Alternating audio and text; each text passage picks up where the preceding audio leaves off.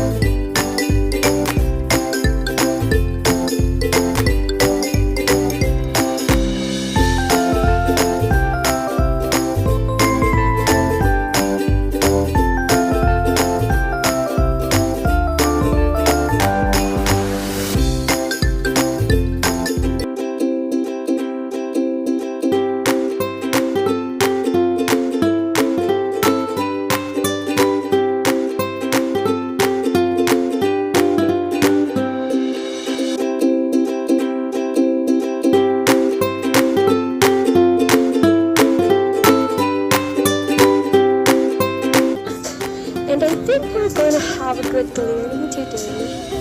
And it's hard. And we're gonna continue climbing here.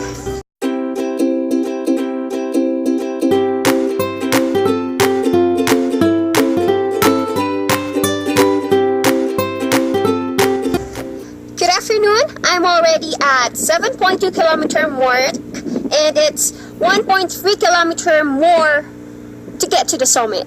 It's cold here and it feels good. I finally reached the summit of Mount Kinabalu, and it's hard to breathe, but it's fulfilling and I want to do it again.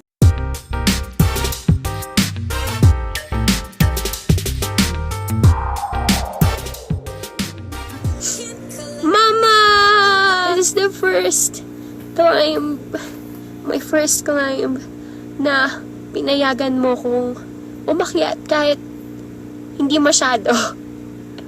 Kasi you never allowed me, but now I'm here. Pero wala siyang magawa kasi I already had my flight booked. Thank you, Papa!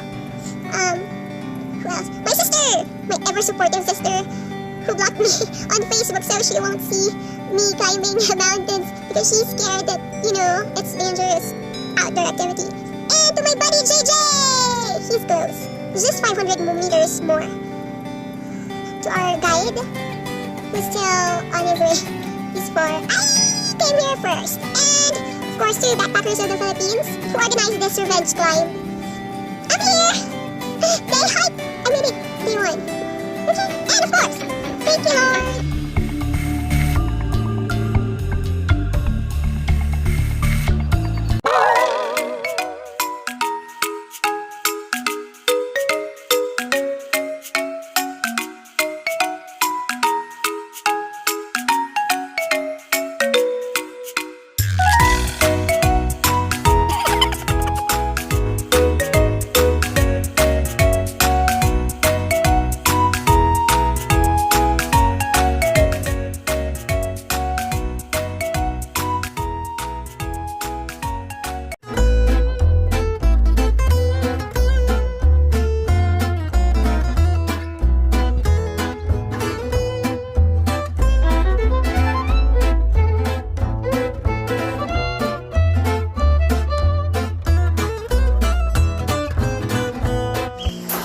Riding like this is fun in Pandanus Trail after going back trail from Time Kiao 1 hour.